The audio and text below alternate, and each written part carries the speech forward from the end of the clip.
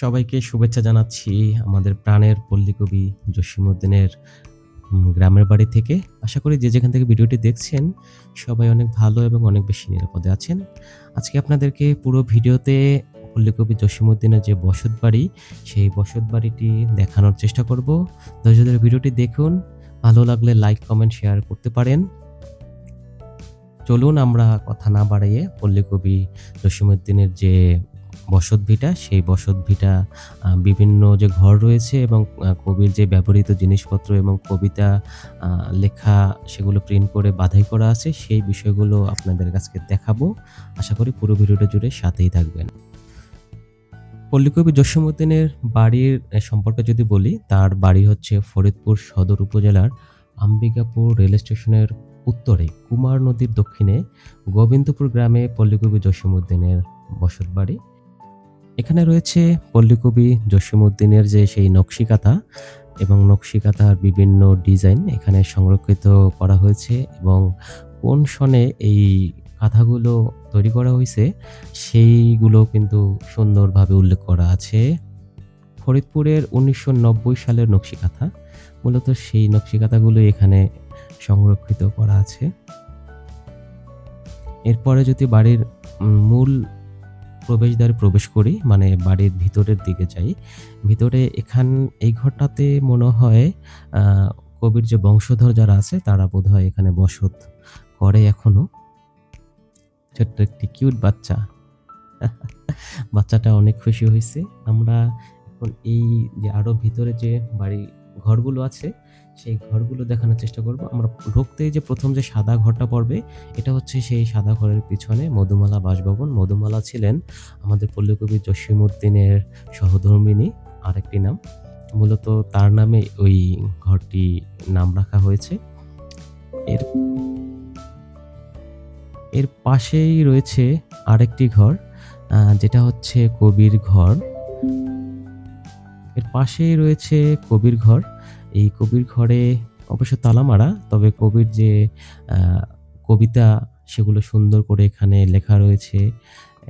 Print করে সেগুলোকে বাঁধাই করে রাখা হয়েছে এবং বিভিন্ন সুন্দর সুন্দর কথা এখানে লেখা রয়েছে। এই যে আপনারা ঘরের ভিতরটা আপনাদের দেখানোর চেষ্টা করলাম।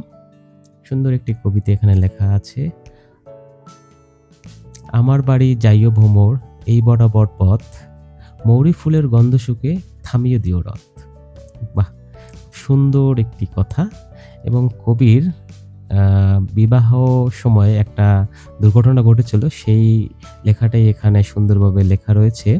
১৯৩৯ সনে কবির সাথে মমতাজ বেগম মণিমালার বিবাহ হয়।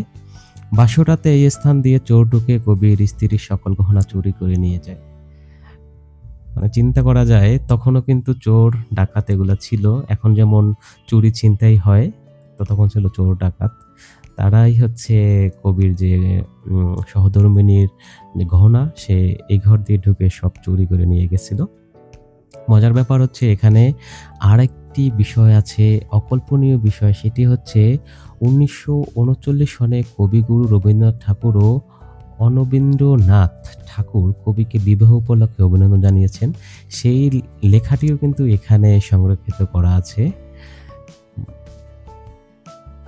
কবির বিবাহকালে আমাদের বিশ্বকবি রবীন্দ্রনাথ ঠাকুর তাকে অভিনন্দন জানিয়েছেন। সেই লেখাটিও কিন্তু এখানে সুন্দর করে বাঁধাই করে রাখা আছে। তবে এখানটাতে আপনারা যদি আসেন অবশ্যই ভালো লাগবে। যারা ঘুরতে পছন্দ করেন বা দর্শনীয় স্থান দেখতে পছন্দ করেন, ইতিহাস সম্পর্কে জানতে পছন্দ করেন, তারা এখানটাতে আসতে পারেন এবং ঘুরতে পারেন, দেখতে পারেন আমাদের পল্লী কবি জসীমউদ্দীনের বসতভিটা এবং তার যে কৃতকর্মগুলো এখানে সাজিয়ে রাখা হয়েছে সেগুলো। এরপরে আমরা আরেকটু ভিতরের দিকে যাব। এর ভিতরে আরো কয়েকটি ঘর আছে। এখানে একটা অ্যারো চিহ্ন দেওয়া আছে একটা ঢেকি ঘরের। এই সেই ঢেকি ঘর। কালের বিবর্তনে কিন্তু এই ঢেকি আমাদের থেকে এখন বিলীন হয়ে গেছে। এর কারণ ধান ভাঙার জন্য আগে যে এই ঢেঁকি ব্যবহৃত, এখন হচ্ছে অটো রাইস মিল আ হওয়ার কারণে এই ঢেঁকির কিন্তু এখন আর প্রচলন নেই এবং এটি কিন্তু এখন আর ব্যবহৃত হয় না। এটি খুবই একদম বিরল একটি আ জিনিস হয়ে গেছে, যেটা আসলেও সচরাচর দেখা যায় না। তবে কবির বাড়িতে এসে এটি দেখে সত্যি খুব ভালো লেগেছিল যে এটি এখনো সংরক্ষণ করা হইছে এখানে। তবে কবির বাড়ির ভিতরে সুন্দর একটি পার্কের মতো, মানে এখানে বসার স্থান করা হইছে। আ এই সামনে কিন্তু অনেক, অনেক বড়, বড় গাছ আছে এবং গাছগুলো সব বর্ষিয়ান গাছ। দেখেই বোঝা যায়। এই ঘরটাই হচ্ছে কবির যে চিত্রকর্ম, সেগুলো কিন্তু এই ঘরে সংরক্ষিত করা আছে। আসমানি কবিতা শোনেননি এমন লোক বা বইতে পড়েননি খুঁজে পাওয়া বোধহয় মুশকিল। ঘরের ভিতরে কবির ব্যবহৃত অনেকগুলো জিনিস আছে, যেগুলো আপনারা দুর্লভ, যেগুলো এখন আর দেখা যায় না বা পাওয়া যায় না। আর আরেকটা হচ্ছে পালকি। এই পালকির প্রচলন কিন্তু এখন আর নাই। পালকির প্রচলন অনেক আগেই শেষ হয়ে গেছে। তবে কবির দেশ-বিদেশের অনেক, অনেক ছবি এখানে বাঁধাই করে সংরক্ষণ করা হইছে। খুবই সুন্দর এবং আপনারা যদি আসেন, একটু সময় নিয়ে এগুলো দেখার চেষ্টা করবেন সবসময়। এখানে কবির দেশ-বিদেশের যে বন্ধুরা আছে, তাদের অনেক কিছুই এখানে সংরক্ষণ করা আছে। বিভিন্ন কবিতা এবং এই যে তার বিভিন্ন কবিতা কিন্তু সুন্দর করে এখানে বাঁধাই করে রাখা আছে। আর কবির যে আত্মীয়স্বজন, পরিবার-পরিজন, তাদেরও এখানে অনেক ছবি দেখা যায় যে বাঁধাই করে রাখা হয়েছে।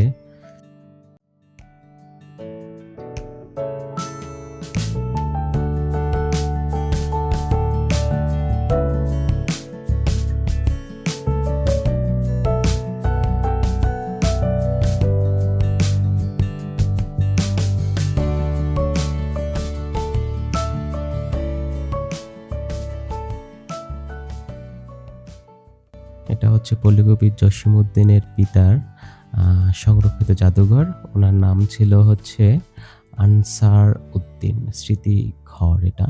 আমরা এই ঘরে ঢুকে তার যে পছন্দর এবং কৃতকর্ম, সেগুলো অনেক ছবি এখানে দেখতে পাই এবং তারও লেখা অনেক আ এখানে শোভা পেয়েছে এই টিনের দেয়ালে।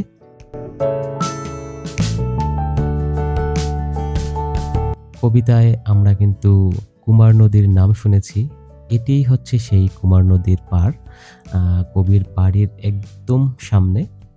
এই কুমার নদীর পাড়ে নিয়ে কিন্তু কবির অনেক কবিতা আছে এবং কুমার নদীটি কুমার নদীর পাড়টি সংস্কার করে এখানে ঘাটলা তৈরি করা হইছে। কবিতা আবৃত্তির যে মঞ্চ, সেটি করা হয়েছে।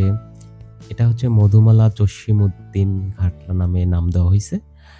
খুব সুন্দর একটি ঘাটলা এবং এই নদীর প্রবাহ একদম বয়ে গেছে আহ, পদ্মার দিকে, পদ্মা মেঘনার দিকে। তো কবির এই বাড়ি খুবই সুন্দর এবং আকর্ষণীয়। আপনারা যারা ঘুরতে পছন্দ করেন, এখানে অবশ্যই আপনারা আসবেন। কবির যে বাড়ি, সেটি দর্শন করবেন। কবির যে বয়সকালের লেখা, সেগুলো দর্শন করবেন।